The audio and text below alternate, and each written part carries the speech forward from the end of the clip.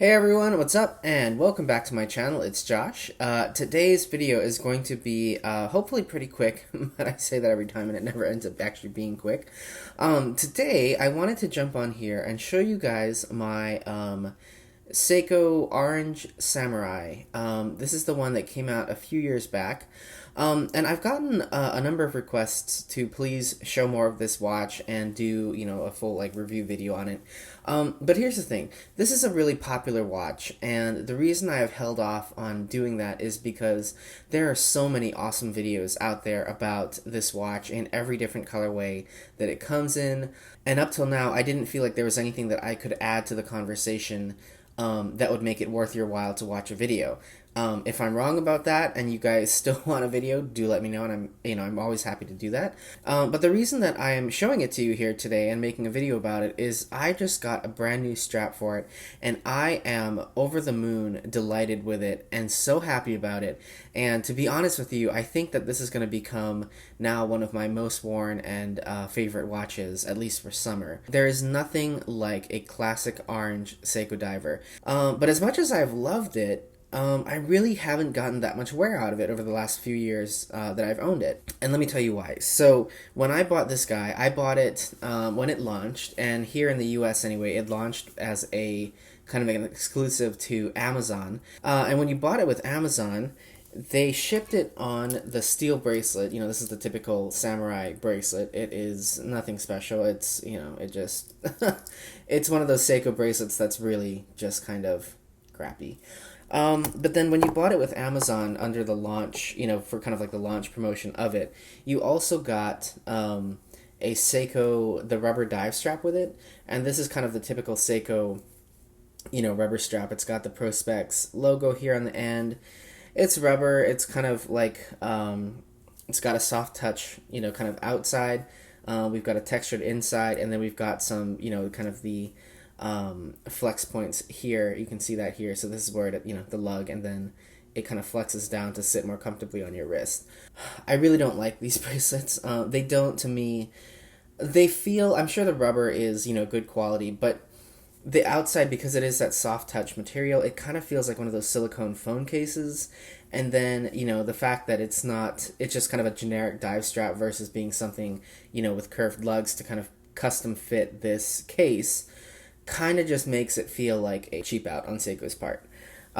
So neither of these bracelets ever really felt good on the wrist, so I never really used either one of them. And so what I've been doing for the past couple of years is doing something like a NATO strap, and this is, what is this? This is a Fossil, I think. Blue Shark has some great ones also. I thought that the black and orange was nice too. The other thing with this guy though is that it was kind of hard for me personally to match it with anything because, let's look at this guy, right? So here's the orange face, the samurai on the black, kind of on a black bracelet. This to me looks like Halloween. If you're not here in the US and that doesn't make sense, Halloween is just everything is black and orange. And when I put a black, like a full black bracelet on this watch, it just, I don't know, it was like Halloween, a Halloween party on my wrist. So I didn't like it on here. So over the years, I have played with a couple different NATO straps. I did a full orange. I did this black and orange. This black and orange, though, still, kind of looks like Halloween.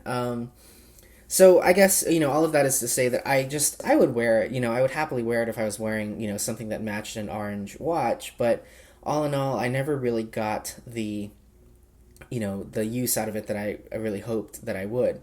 So a couple of weeks ago, I was browsing on Instagram, and I can't believe now that I can't remember who posted it. I'll try to, if I can find it, if I can track my way back to it, I'll put it here in the video. But anyway, I saw somebody who had the blue Save the Ocean version, and they had on this strap but in blue.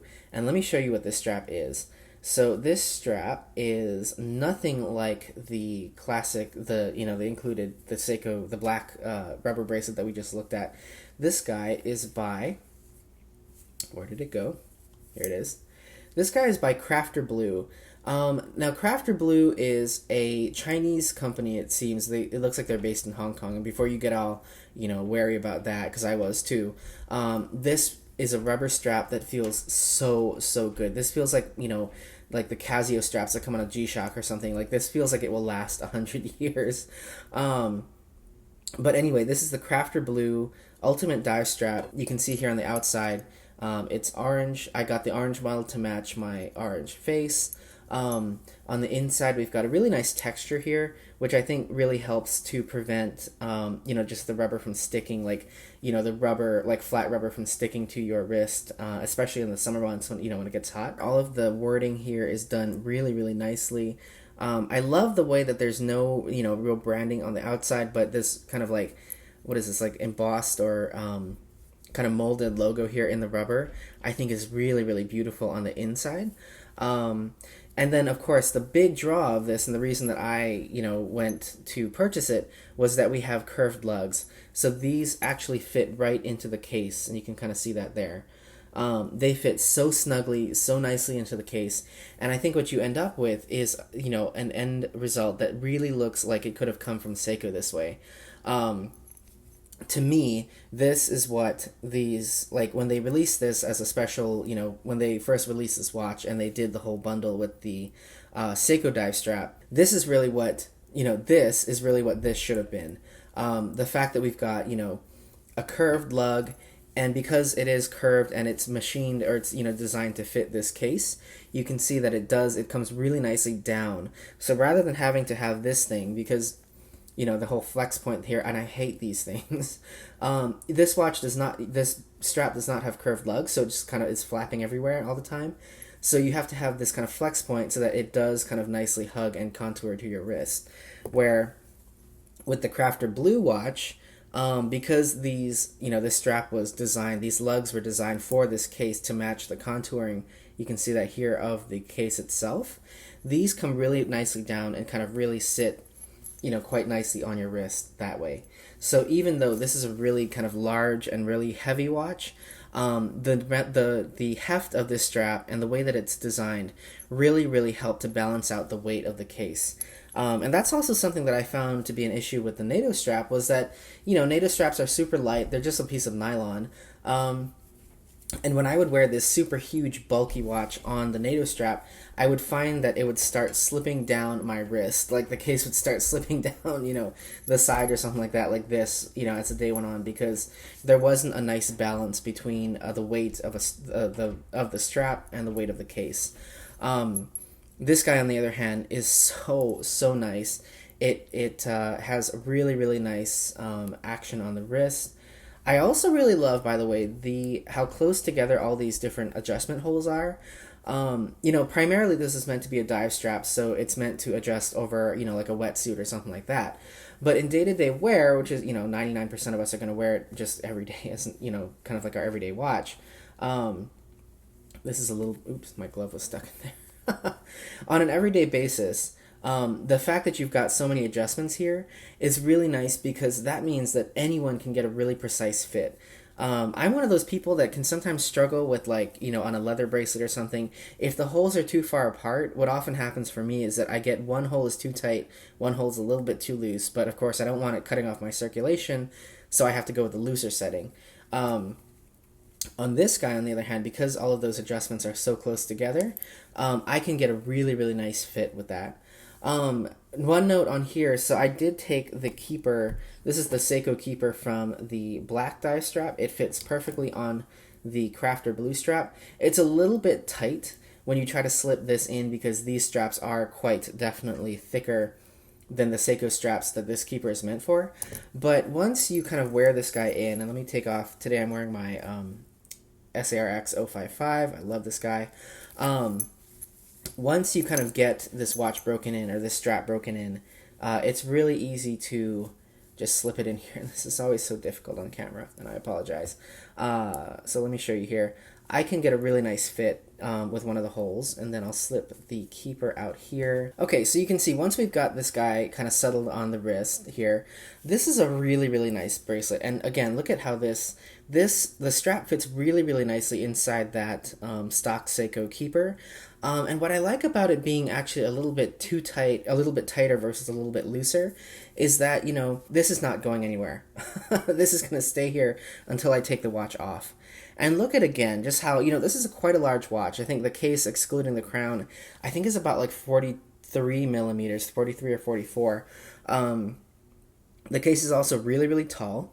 And again, on the NATO strap, like something really lightweight like this case is now then at odds with, you know, how light that strap is.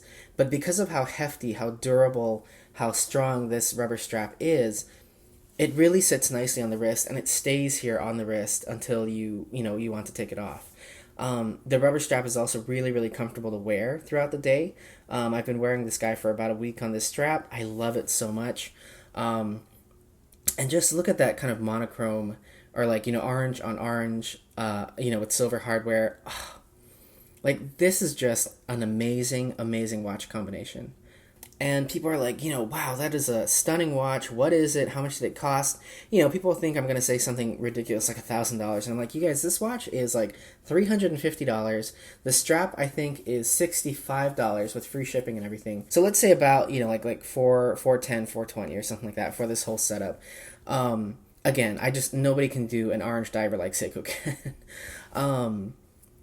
It's so nice. I love this. This is honestly, like I think I said in the beginning of the video, this is going to become one of my most worn watches, without a doubt. And it's funny, you know, how that works, because let me show you, for example, this Tissot Heritage 1941 chronograph is one of my favorite watches, but for the first like 6 or 8 months, I think, of me owning this piece, I didn't have a good bracelet for it. You know, I had the stock Tissot leather bracelet, and then I tried the Tissot Milanese bracelet. Neither of them really made the watch pop or made it feel, you know, special. Because I didn't have the perfect strap for it, I would pass on it, because I would pass on, you know, choosing it in the morning, because it never really looked right until I found this beautiful tan alligator strap from Shinola, and now I wear this guy at least 2 days a week. So it has absolutely become one of my most worn watches. And I think the same is going to be true of this guy now, because there's something about when you find the perfect strap for a watch, that's, you know, everything is right in the world. That's how I feel about this guy now. And to be honest with you, because this guy is so snug, you don't get any of the kind of, you know, clunking, clanking, hollow sounding, you know, anything like that you would get with, you know, any of these straps. This guy feels so solid. It feels, this watch now is kind of, almost feels better than my Tissot Sea Stars. It sits really nicely on the wrist. This rubber is so durable, so hefty. This is now kind of like, again, my ideal diver. The last thing I want to say about this guy is that you can actually get, so Crafter Blue does a couple different colorways of this particular strap. There are solid colors, meaning that inside and outside are the same color. So there is a solid navy blue, a solid black, and a solid orange. And this is the solid orange. And then they'd also do a couple versions. So there's a couple versions where like the outside is a different color from the inside. And in those versions, we have a blue exterior, blue outside with red inside, black outside with red inside, and then black outside with orange inside. The blue outside with red inside, for example, would look really, really fantastic on the version with kind of like the Pepsi bezel and black face. I think that would look phenomenal. And, you know, I also think that the orange doesn't necessarily need to go with the orange watch. Like, I photoshopped, you know, pardon my horrible photoshopping skills here, but I photoshopped the new Samurai version. So that there's a new version of this Samurai watch. It's called the Great White. It's from the Save the Ocean collection. And it's got kind of a lighter face. It's almost like kind of a more tealish blue face. That would look phenomenal on an orange strap. And then if you paired that with something like a blue bracelet, like this one from Paul Hewitt that I was looking at online, I mean, just shut up and take my money. This combination is like, I'm honestly considering now buying that Save the Ocean, the Great White version of the Save the Ocean Samurai, and then another orange strap just to put that on there because the blue contrasted with the orange and then accented with like a blue bracelet or something like that. Yes, like that is, oh my goodness, that is so stunning. And then I'm also just kind of like the irrational part of my mind, the irresponsible, irrational part of my mind, also wants to now buy the orange Omega sailing bracelet to match this guy. And I know that that's ridiculous because the watch costs less. The watch and strap together would cost less than that Omega bracelet. But I think that this guy would look phenomenal with kind of like either an orange, like a rope bracelet or an orange rubber bracelet or something like that. That's probably not in the cards anytime soon, but never say never. So anyway, like 20 minutes of rambling about my Samurai on its new rubber strap. I think you guys have come to expect nothing less from me. I'm going to leave it there. Thank you guys so much for watching another video. I highly, highly recommend that you pick one of these up if you have a Samurai. I will leave it there. I will talk to you guys soon. I hope you have a great weekend, and take care.